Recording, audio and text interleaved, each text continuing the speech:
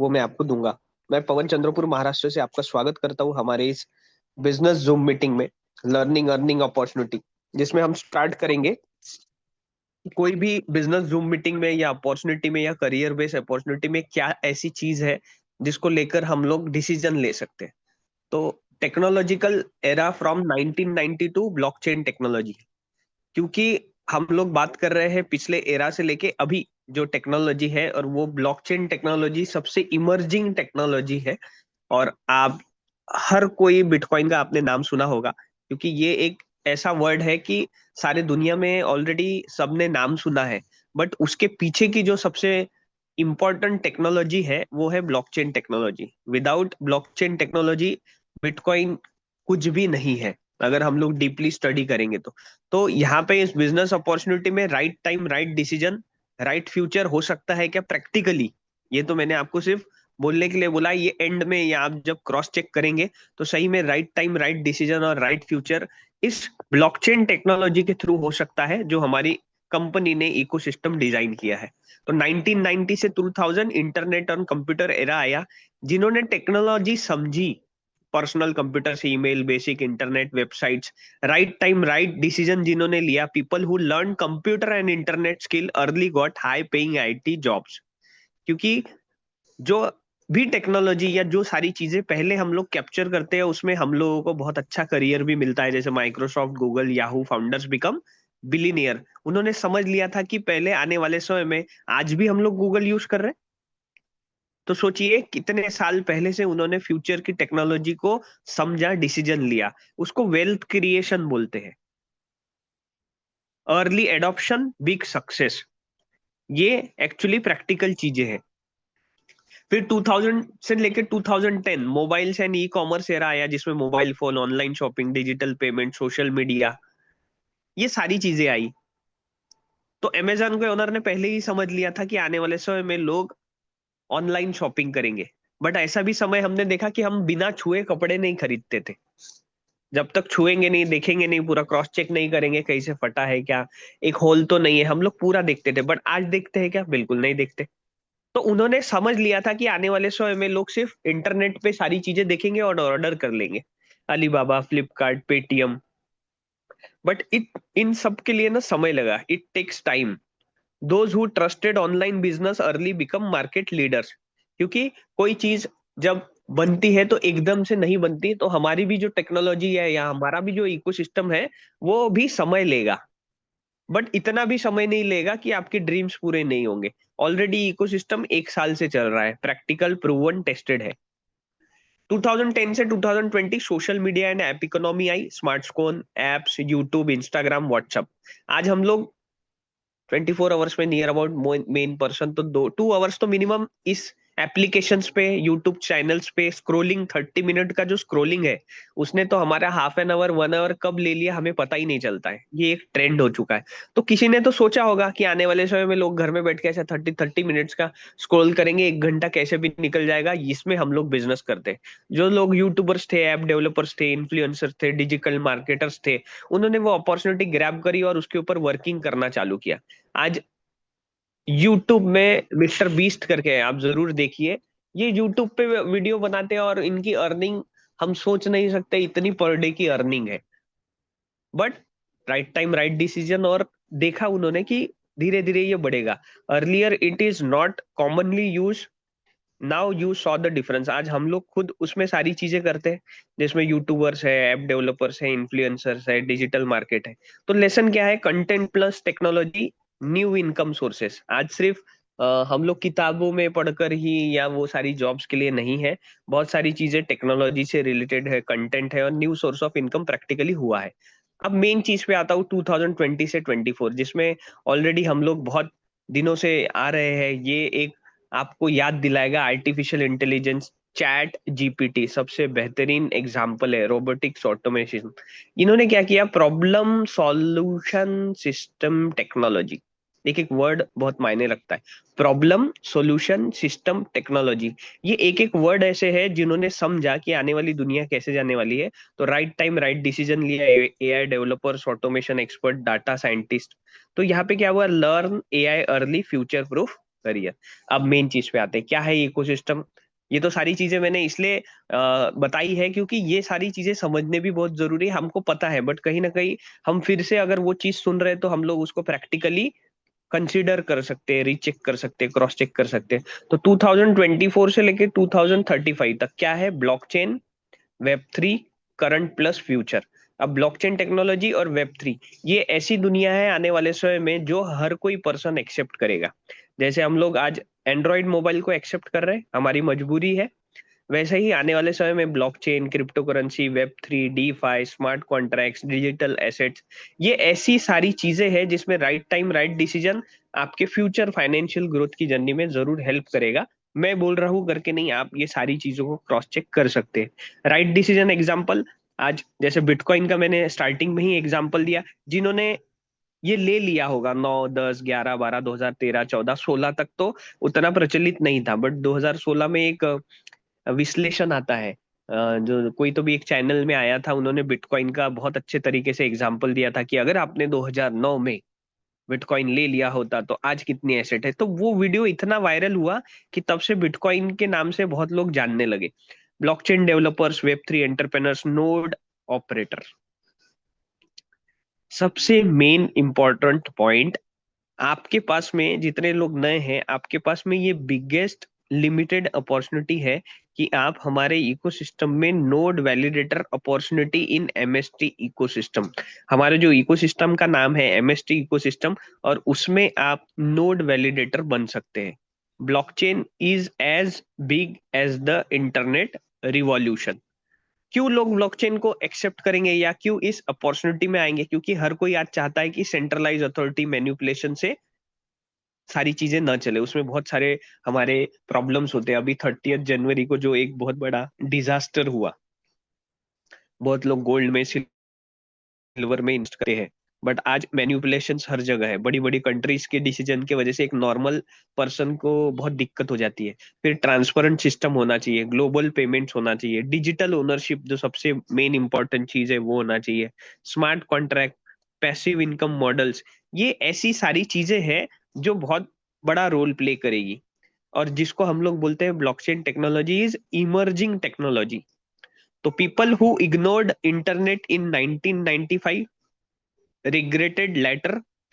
People who ignore blockchain in 2026 may regret in 2035। तो ये जो अपॉर्चुनिटी है ये हमारे आपके लिए, सबके लिए है।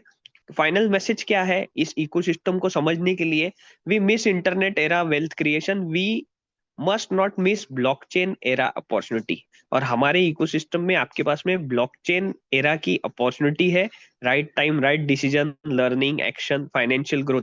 और इसमें एक सबसे अच्छी बात है, पैसिव इनकम अपॉर्चुनिटी भी है।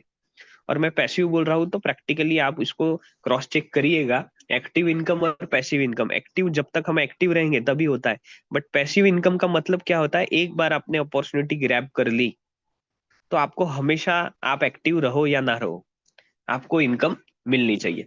तो वेलकम टू अवर इकोसिस्टम। हमारे इकोसिस्टम का नाम है एमएसटी इकोसिस्टम, और हमने भारत का पहला लेयर वन ब्लॉकचेन बना लिया है, एमएसटी ब्लॉकचेन। और हमारे इस एमएसटी ब्लॉकचेन के थ्रू ट्रस्ट, ट्रांसपेरेंसी और ओनरशिप इस डिजिटल वर्ल्ड में हर किसी को मिलने वाली है। Your path to a decentralise future. Decentralise future क्यों, क्योंकि थोड़ी देर पहले मैंने कहा कि मैन्युपुलेशन जहां होंगे वहां एक कॉमन पर्सन को दिक्कत होती है। तो यहाँ पे एमएसटी ब्लॉकचेन के थ्रू, इकोसिस्टम के थ्रू, ट्रस्ट, ट्रांसपेरेंसी, ओनरशिप के साथ में एक डिसेंट्रलाइज फ्यूचर हम और आप मिलकर सारा ये इकोसिस्टम चलने वाला है। विजन क्या है, ट्रस्ट, ट्रांसपेरेंसी, ओनरशिप सिर्फ इंडिया के लोगों को ही मिले क्या, नहीं।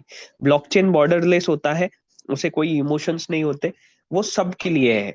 और हमारा जो एमएसटी इकोसिस्टम है, ऑलरेडी हमने 21-22 अगस्त को इंडोनेशिया बाली में ब्लॉकचेन सबमिट हुआ था, वहां पे खुद को एक्सप्लोर किया है। तो इंडिया से लेके इंटरनेशनली सबको एमएसटी ब्लॉकचेन पता है। अभी जो करंट सिनारियो है वो ओपेक, सेंट्रलाइज और लिमिटेड कंट्रोल है। ओपेक मीन्स अपारदर्शी है, सेंट्रलाइज में कहीं ना कहीं कंट्रोलेबल होता ही है। और बहुत सारे नेचुरल रिसोर्सेस या बहुत इंपॉर्टेंट चीजों का ना लिमिटेड लोगों के पास ही कंट्रोल है। तो एमएसटी ब्लॉकचेन इकोसिस्टम या ब्लॉकचेन टेक्नोलॉजी के थ्रू ये सारी चीजें क्या हो सकती है, फेयर हो सकती है, सिक्योर हो सकती है। और सबसे इंपॉर्टेंट चीज जो हमारे इकोसिस्टम में आपके लिए अपॉर्चुनिटी, वो है वैलिडेटर ड्रिवन इकोसिस्टम, जिसमें आप पार्टिसिपेट कर सकते हैं। अब लेयर वन ब्लॉकचेन क्या है? जैसे कि मैंने कहा बिटकॉइन, बिटकॉइन भी ये लेयर वन ब्लॉकचेन है। बट ब्लॉकचेन में होता क्या है, ब्लॉक और चेन अगर आप इसको सेपरेट करेंगे तो ब्लॉक और एक दूसरे से वो कनेक्टेड होते हैं, इसे उसे ब्लॉकचेन बोला जाता है। तो ब्लॉक में क्या होता है, ब्लॉक में हमारा डाटा जो है, जो पहले के लोग फिजिकली कॉपीज में लिख के रखते थे, बट वो डिस्ट्रॉय हो जाता था, कभी खराब हो जाता था, कभी चोरी हो जाता था। तो डाटा बहुत इंपॉर्टेंट रोल प्ले करता है। फिर धीरे धीरे हम लोग थोड़ा सा और नॉलेजेबल बने, तो हम लोगों ने पेन ड्राइव, हार्ड डिस्क, या हमारा जो डाटा है वो कहीं ना कहीं स्टोर करने की कोशिश करी। बट उसमें भी रस्टिंग का प्रॉब्लम आया, चोरी का प्रॉब्लम आया, खराब होने का प्रॉब्लम आया। तो यही डाटा आज डिजिटल दुनिया में ब्लॉक के थ्रू, ब्लॉक में एक ब्लॉक के अंदर हमारा डाटा होता है और वो एक दूसरे से कनेक्टेड होता है, इसलिए उसको ब्लॉकचेन बोला जाता है। और ये डिसेंट्रलाइज रहता है, क्योंकि ब्लॉकचेन में दो तीन चीजें सबसे ज्यादा इंपॉर्टेंट है। ये डिसेंट्रलाइज मीन्स किसी के कंट्रोल में नहीं रहता, अनहैकेबल रहता है, आप इसे हैक नहीं कर सकते, और ट्रांसपेरेंट रहता है। अगर हम ट्रांसपेरेंसी की बात करें तो हर चीज ट्रांसपेरेंट कब रहेगी, जब ईच एंड एवरी पर्सन उसको वैलिडेट कर पाएगा, समझ पाएगा, देख पाएगा।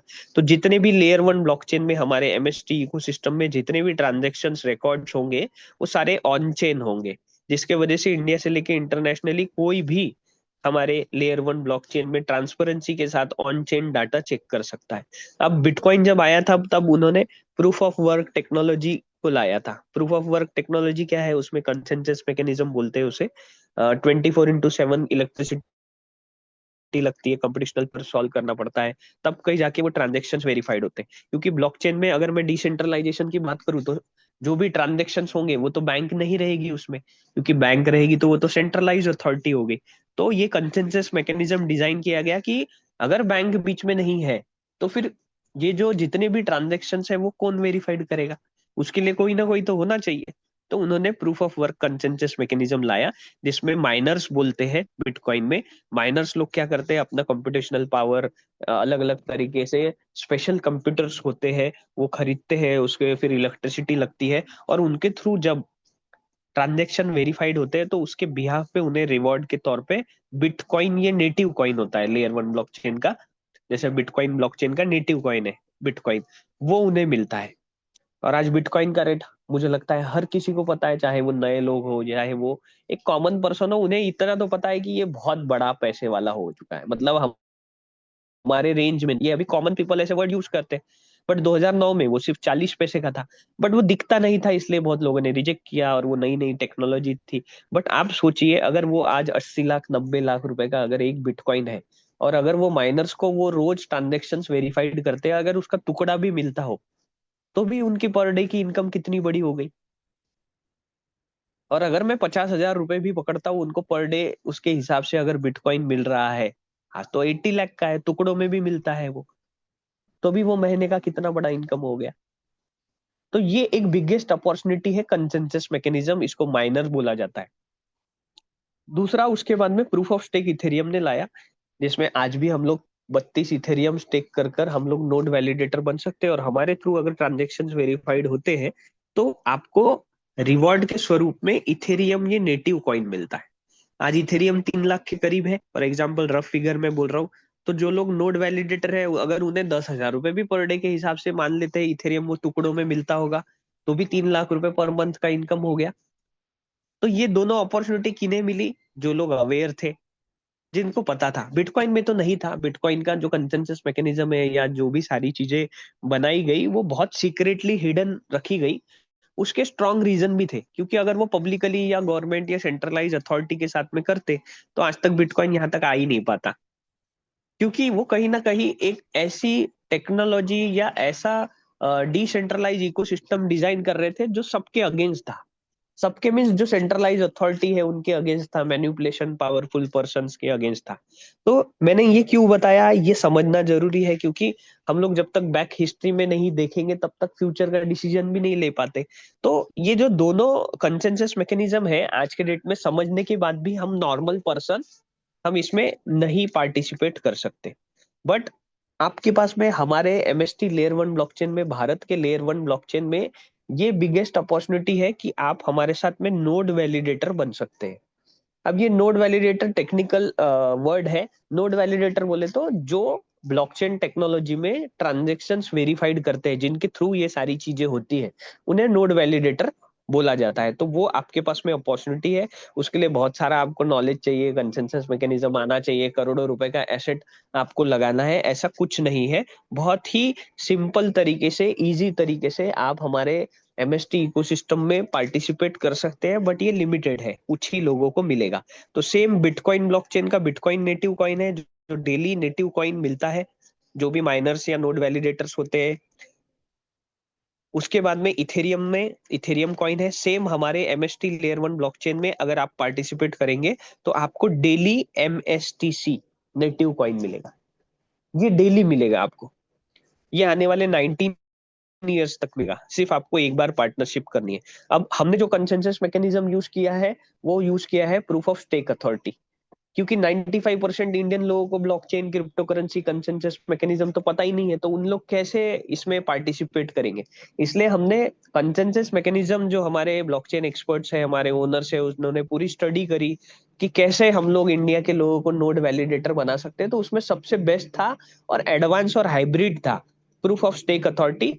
इसमें से आप सिर्फ एक बार आपको पार्टनरशिप करनी पड़ती है। 50% आपके कॉइन्स जो डेली मिलते हैं वो ऑटोमेटिक स्टेक रहते हैं, और आपको उसके बिहाफ पे आपके थ्रू ही वो ट्रांजेक्शन्स वेरीफाइड होते हैं। उसके लिए आपको ओपन करना है, किसी को बताना है, टच करना है, ऐसी कोई जरूरत नहीं है। ये सारी चीजें ऑटोमेटिकली इजीली होगी, उसके थ्रू आपको मिलेंगे। But proof of stake authority में क्या होता है, स्केलेबिलिटी बहुत बड़ा रोल प्ले करती है।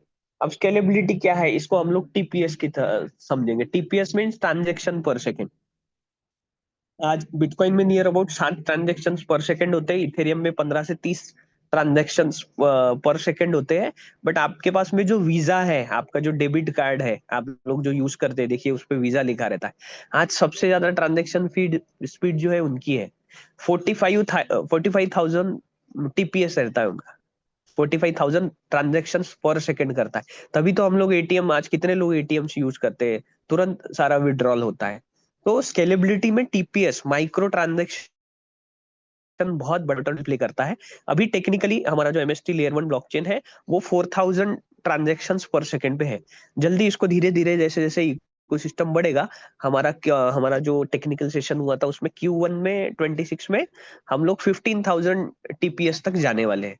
मीन्स जो भी हमारे लेयर वन ब्लॉकचेन को यूज करेगा उसे रुकने की जरूरत नहीं पड़ेगी। इसको अगर लॉजिकली समझे, आज अगर आप यूट्यूब यूज कर रहे हैं, अगर आप कोई मूवी या सॉन्ग देख रहे हैं और थोड़ा सा गलती से ऐसा ऐसा वो नेट का काम नहीं कर रहा है, ऐसा सर्कल आ रहा है, तो हम लोग ना इरिटेट हो जाते हैं।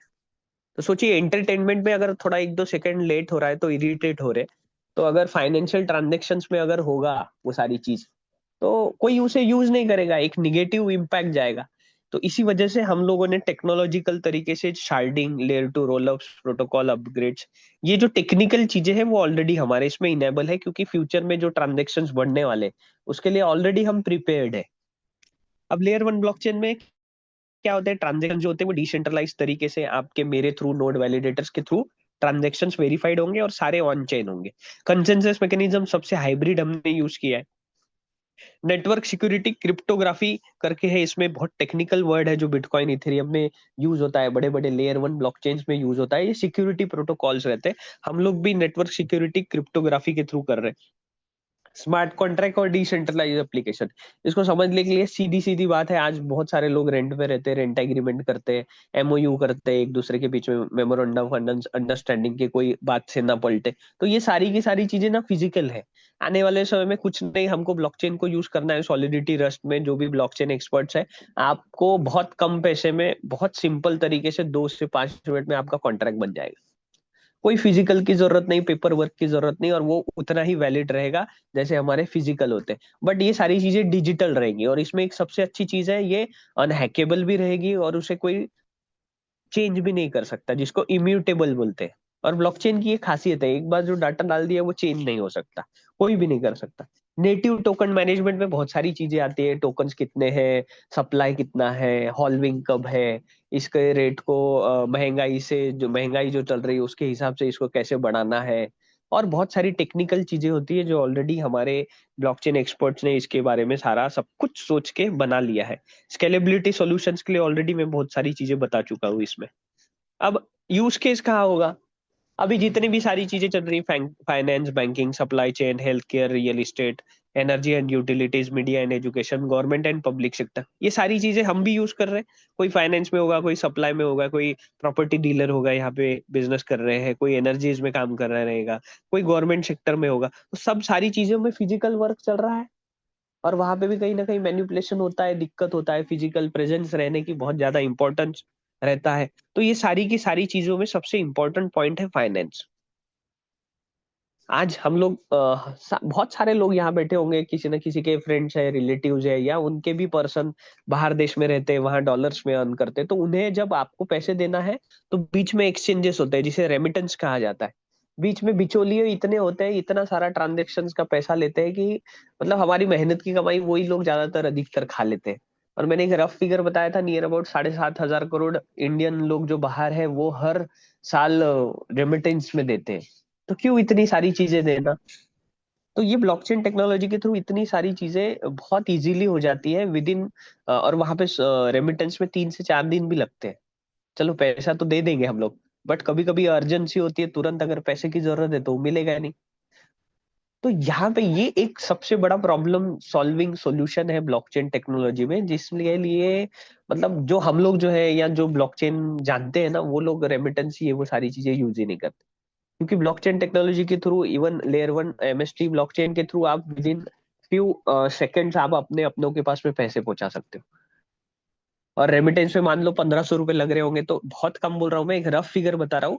इसका तो एग्जैक्टली आपको आने वाले समय में प्रैक्टिकल कितने पैसे लग रहे हैं आप कैलकुलेट कर पाएंगे। बहुत कम, 1,500 के अगेंस्ट में मान लो अगर आपके 50 रुपए खर्च हो रहे हैं, तो आप कहाँ से ट्रांजेक्शन करेंगे?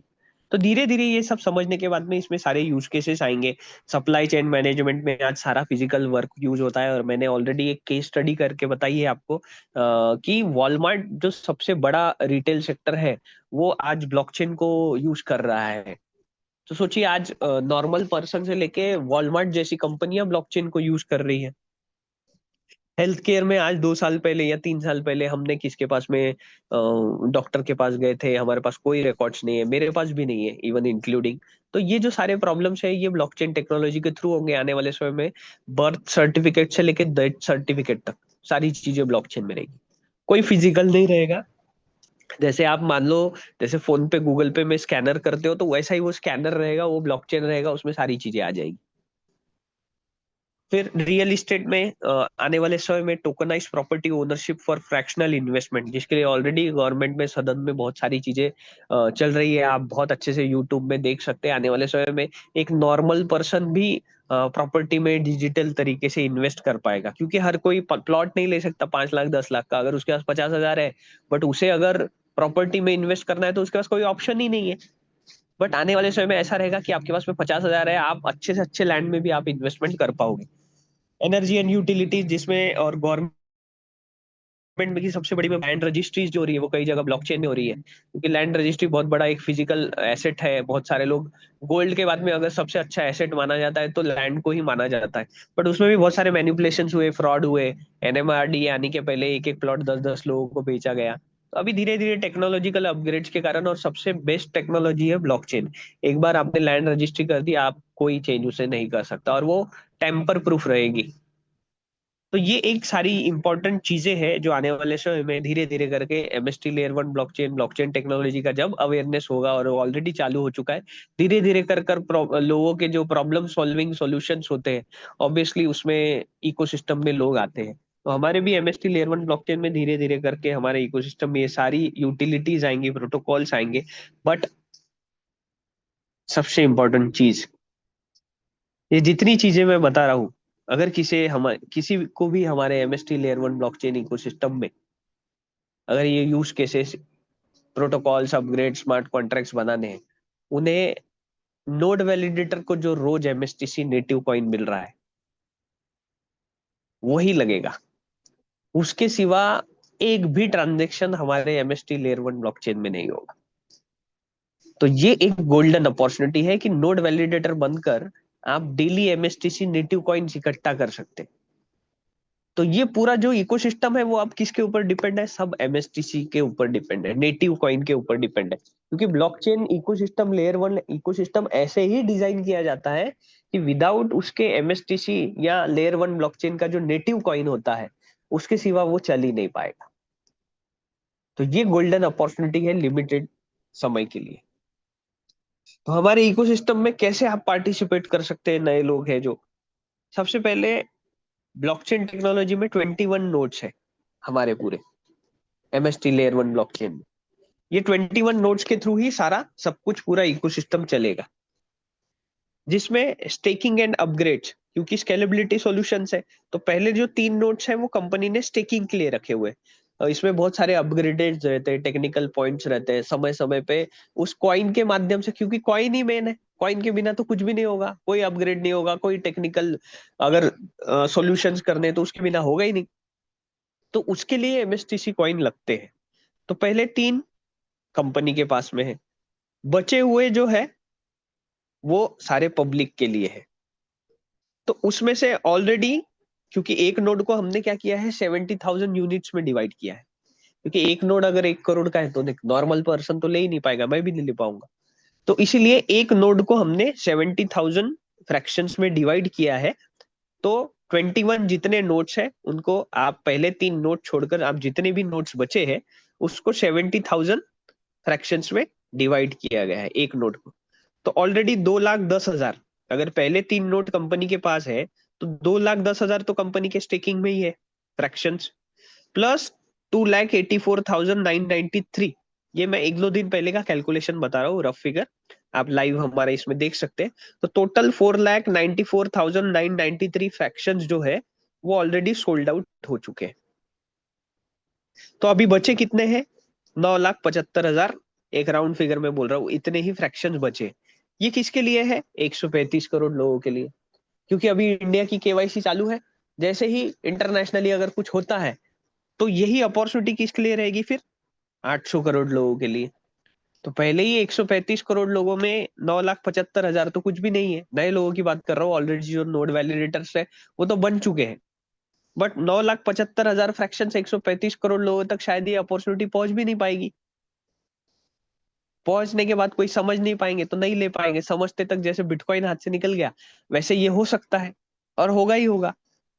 और बिटकॉइन तो आज हम लोग सिर्फ कॉइन ले रहे थे, बट यहाँ पे एक क्या यूज डिफरेंस है, आपको ये नेटिव कॉइन डेली मिल रहे। तो हमारे पास अभी बहुत कम समय है, क्योंकि ऑलरेडी 63,000 से ज्यादा नोड वैलिडेटर्स हैं। आज जूम मीटिंग में बहुत लोग बैठे हैं, कई फिजिकल मीटिंग्स हो रही है।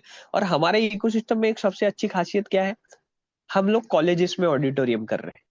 क्योंकि ब्लॉकचेन टेक्नोलॉजी का एरा किसके लिए है सबसे ज्यादा, हमारे लिए भी है, यूथ के लिए ज्यादा है, जेनजेड के लिए ज्यादा है।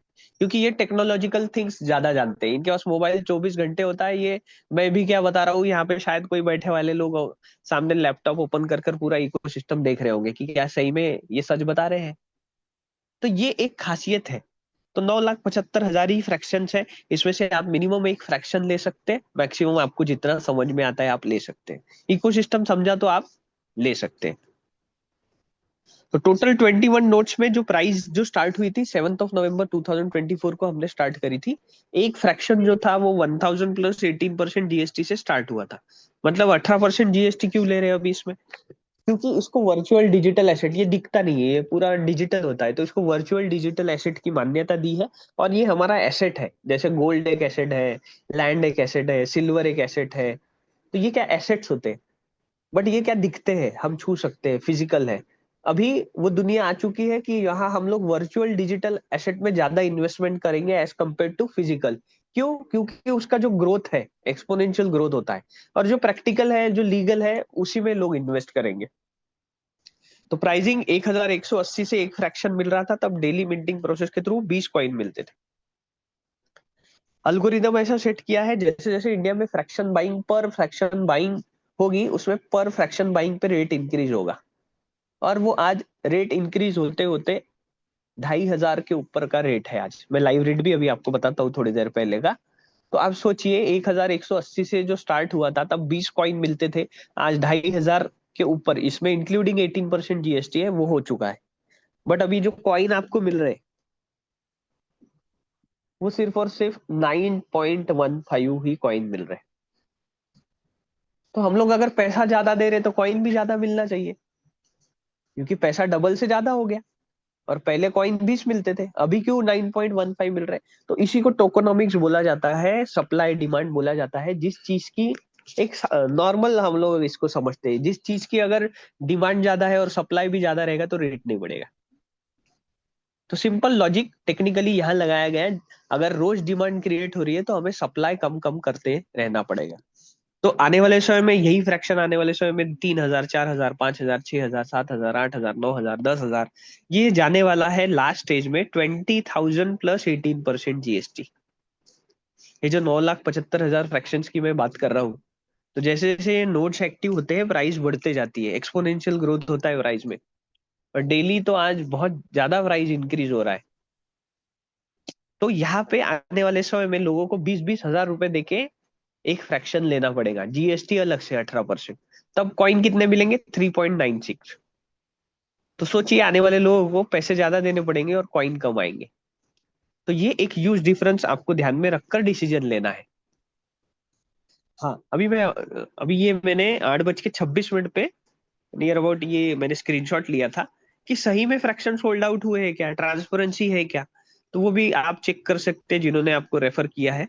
आप उनसे पूछिए कि डिसेंट्रलाइज तरीके से हम लोग कैसा इकोसिस्टम चेक कर सकते हैं। उसके लिए हमारी ऑफिशियल वेबसाइट www.mstblockchain.com पर जाकर आप एमएसटी स्कैन करके थर्ड नंबर का ऑप्शन है वहां पे जाएंगे, तो 63,694 लोग 8:26 पे ऑलरेडी हो चुके थे, अभी और अलग होंगे।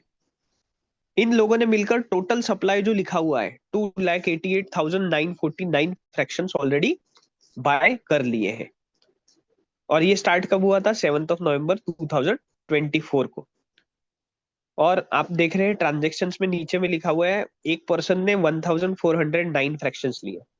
तो स्टार्टिंग आप एक से कर सकते हो, इकोसिस्टम समझ रहा है, आपका पॉकेट अलाउ कर रहा है, तो आप ले सकते हो। आपको नॉलेज है, आपने क्रॉस चेक किया, तो आप ले सकते हो। बट मिनिमम एक फ्रैक्शन लेकर आप हमारे इकोसिस्टम में पार्टनरशिप कर कर आज के डेट में 9.15 कॉइन आप ले सकते हो। ये आने वाले डिक्रीजिंग लेवल तक 7 नवंबर 2044 तक आते रहेगा। ये वन टाइम लेना है, आपने एक बार ले लिया, अगर आपको पसंद है तो आपको दूसरी बार फिर जो रेट रहेगा उसके हिसाब से आपको लेना पड़ेगा। अभी का रेट जो है 8:26 की मैं बात कर रहा हूँ, 2,547.99 ऑलरेडी हो चुका है। अब आप कल देखेंगे, जितने नए लोग हैं स्क्रीनशॉट ले लीजिए, कल आप देखिए इसका रेट कैसे रहेगा।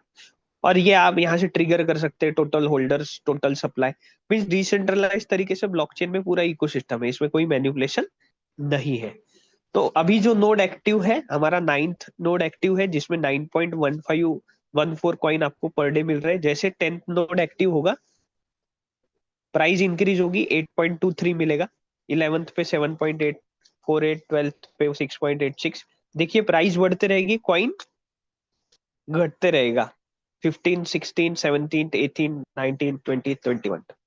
तो 21 नोट जब एक्टिव होगा 20,000 प्लस 81%, 18% जीएसटी तो लगेगा ही लगेगा।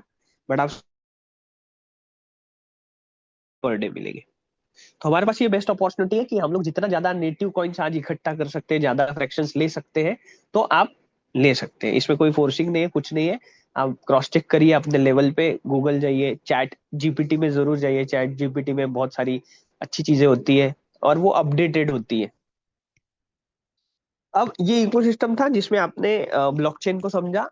ब्लॉकचेन में पार्टिसिपेशन करने के लिए एक छोटा सा एक अमाउंट है 2,500 समथिंग का।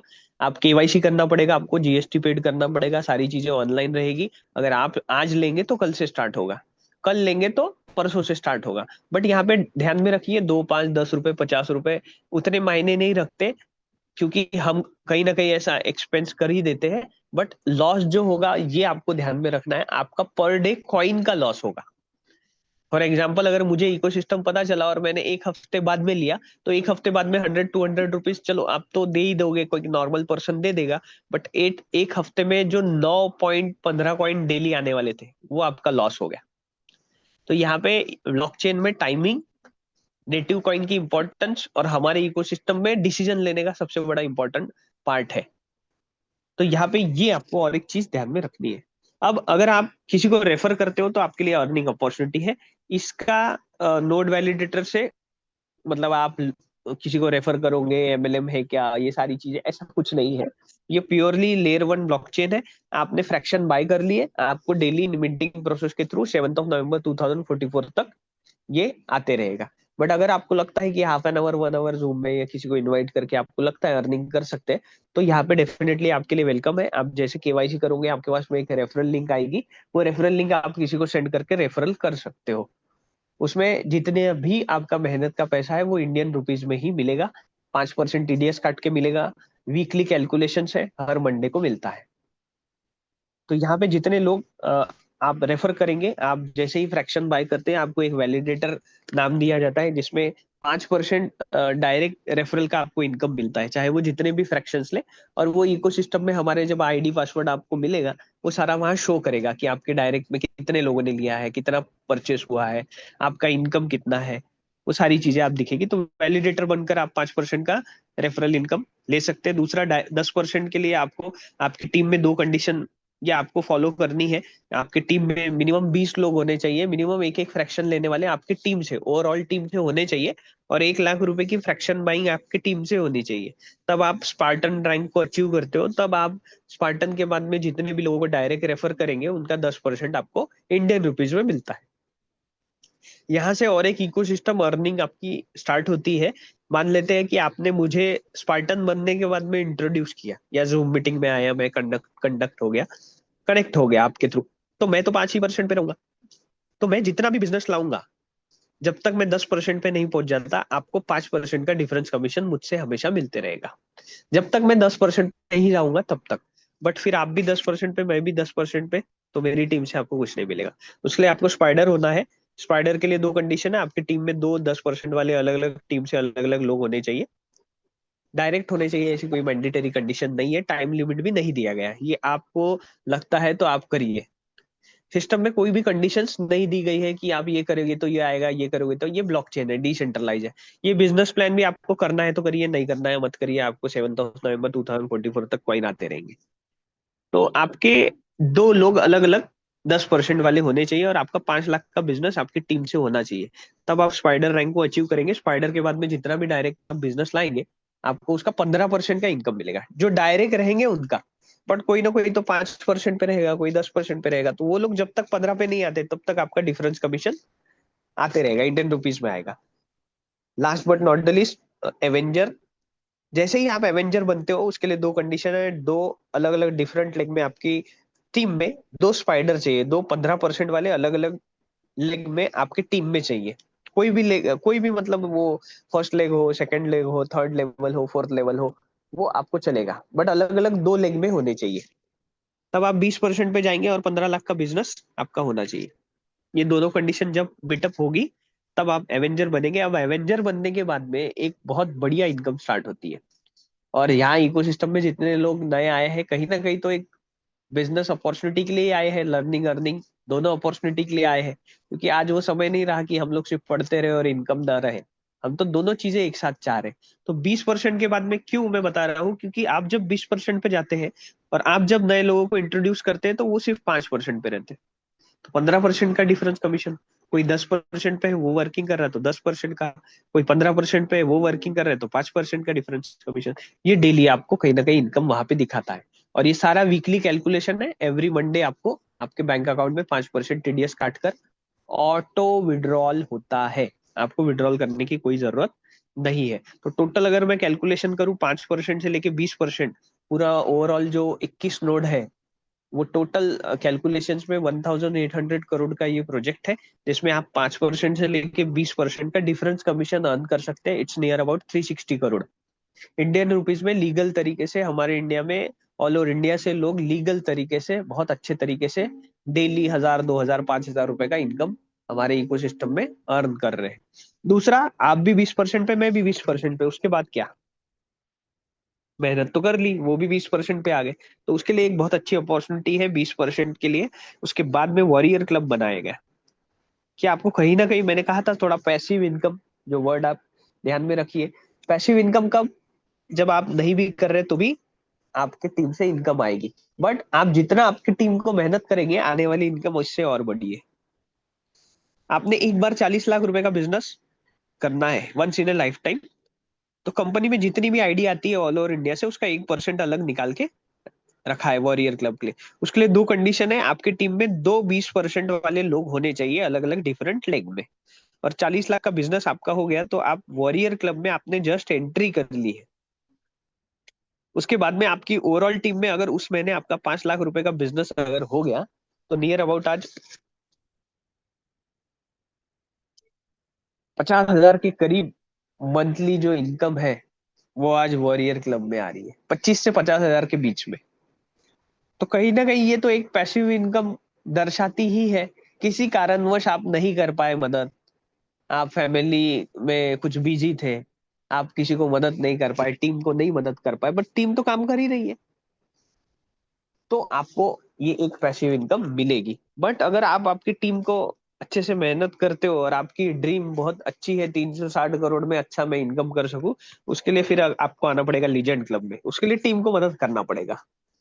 लीजेंड क्लब में आपका 1 करोड़ का बिजनेस आपकी टीम से होना चाहिए।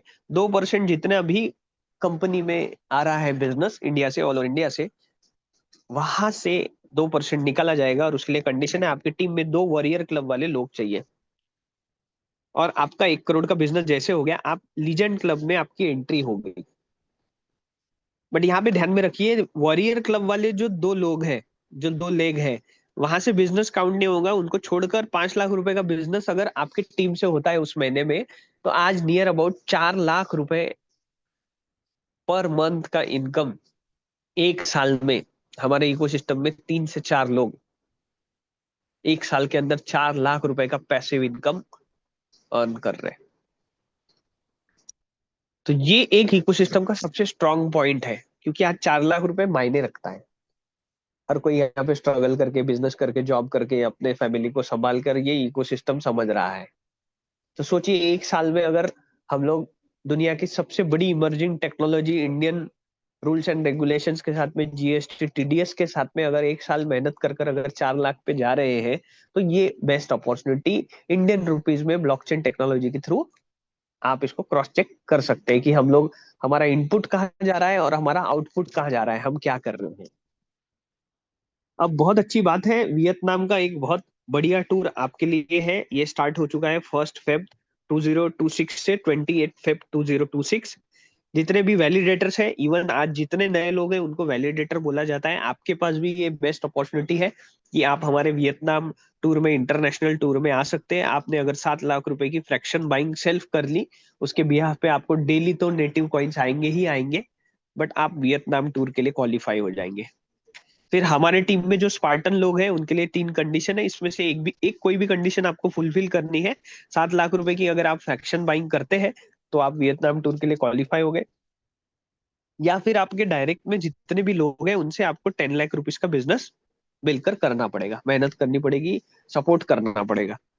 तब आप वियतनाम टूर के लिए क्वालिफाई हो गए। और पहले दो नहीं कर पाए, तो आपके ओवरऑल टीम से 14 लाख रुपए का बिजनेस 28 फेब तक होना चाहिए। इन तीनों में से कोई भी कंडीशन आपने फुलफिल कर ली, आप वियतनाम के लिए क्वालिफाई हो गए। स्पाइडर जितने लोग हैं हमारे इकोसिस्टम में, 7 लाख रुपए का फ्रैक्शन बाइंग।